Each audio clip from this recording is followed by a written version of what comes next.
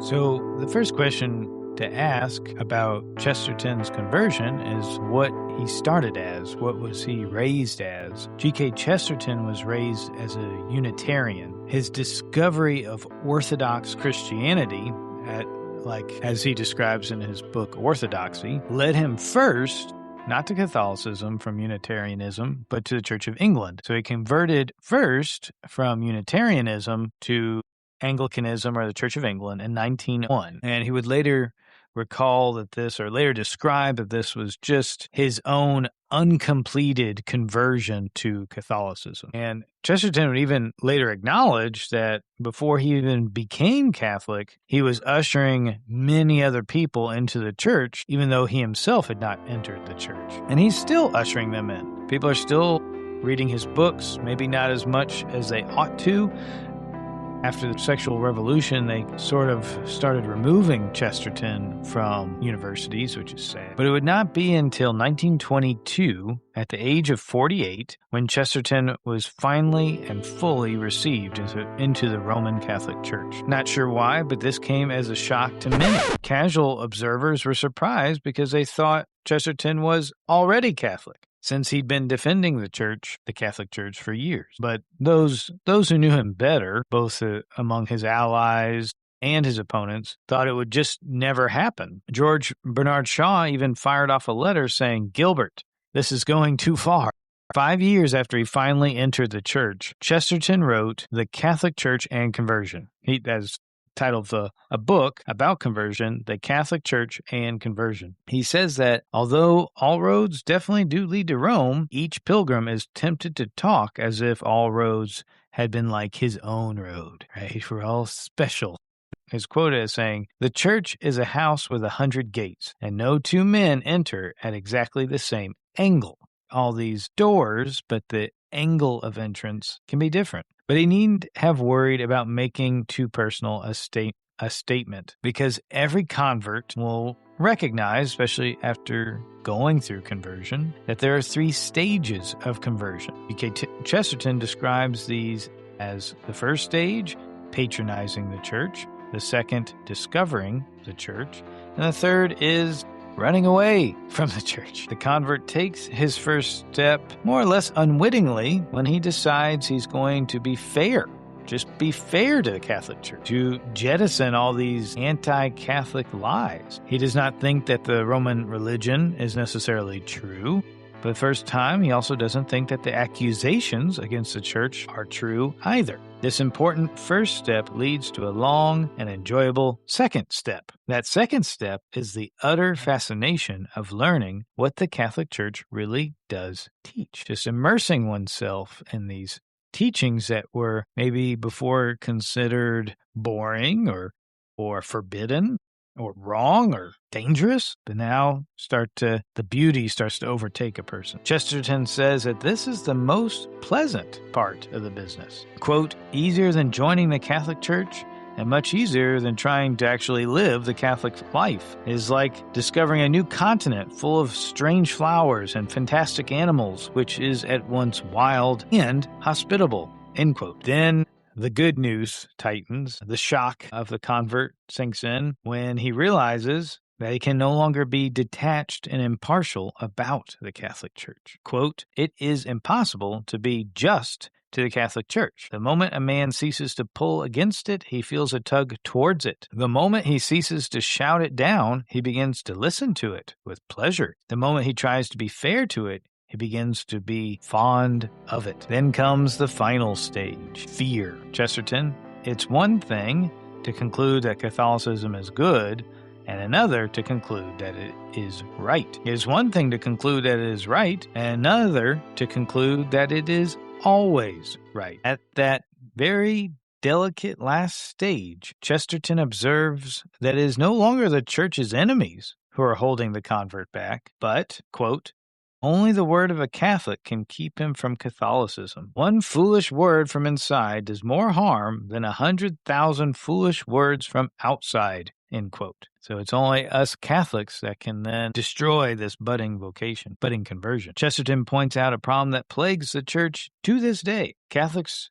who not only do a very poor job of presenting their faith, but actually manage to repel converts who are pounding on the door trying to get in. Every Catholic would do well to read this book. This book meaning the Catholic Church and Conversion. Every Catholic should read that book, not just to be better equipped to deal with converts, but to have a deeper appreciation of the faith in which they are formed. This is one of the best lines of Chesterton. This especially helps people to realize, as Chesterton says, quote, "The church is larger on the inside than it is on the outside." So that didn't come from Doctor Who and the TARDIS originally. The TARDIS is apparently just a symbol for the Catholic Church. And Doctor Who is just taking, like all of Britain tends to do, taking its inspiration from Chesterton. And while every era tries to create a new religion, something that fits the age, fits the feeling of the age, new religions are only suited to what is new, and what is new is soon old. Chesterton argues that the Catholic Church has all the freshness of a new religion, but it also has the richness of an old religion. The Catholic Church does not change with people's tastes. It is a religion that binds men to their morality even when they are not in the mood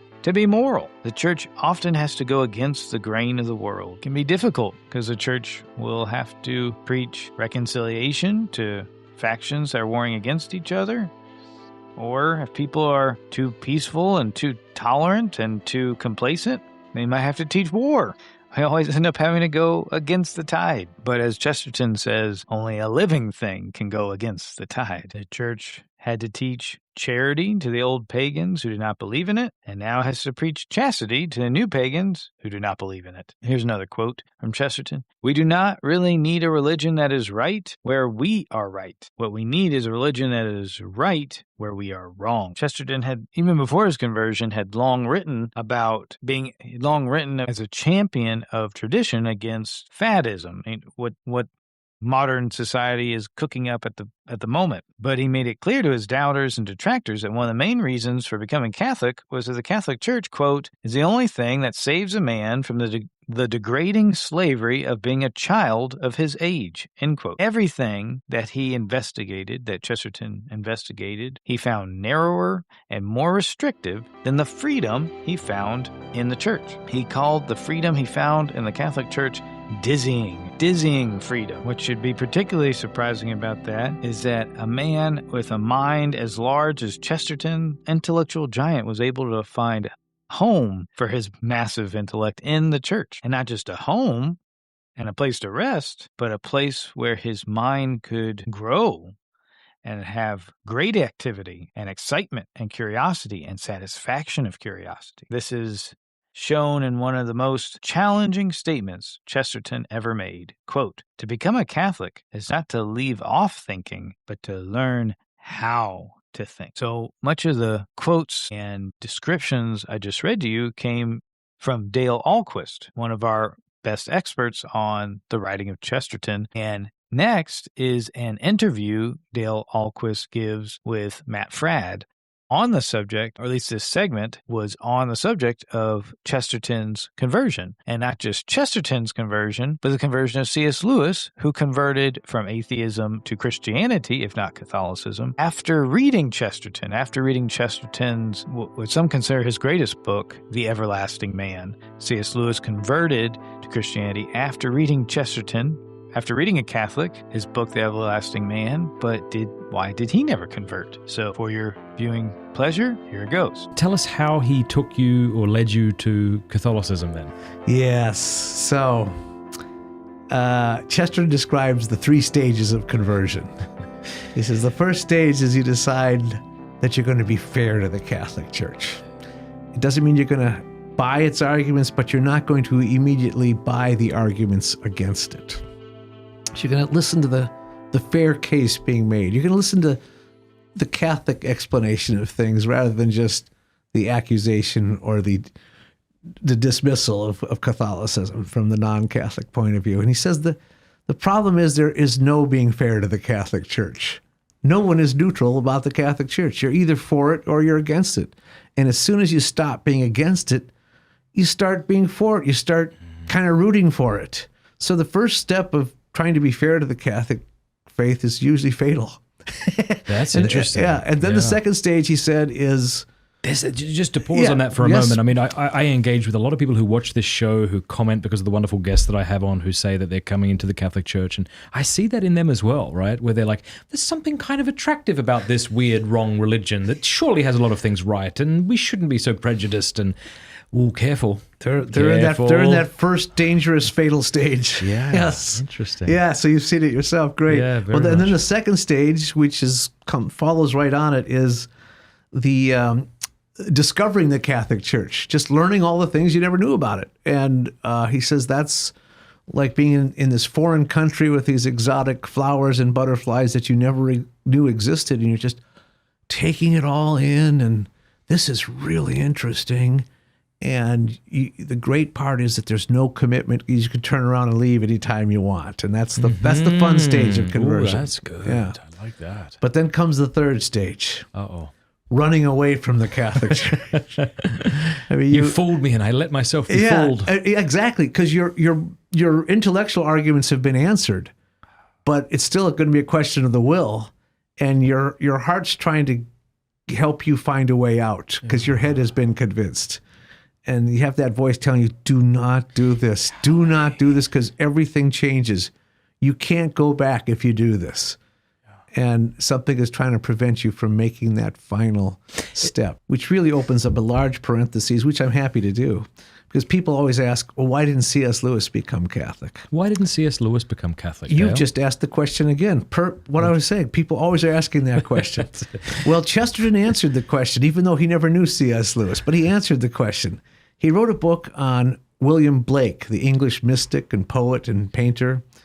And in that book, he says that if every man lived 1,000 years, every man would either be a nihilistic atheist or a member of the Catholic Church. He said those are the only two options. Chesterton said this. And so he said, people were wondering, was William Blake a Christian?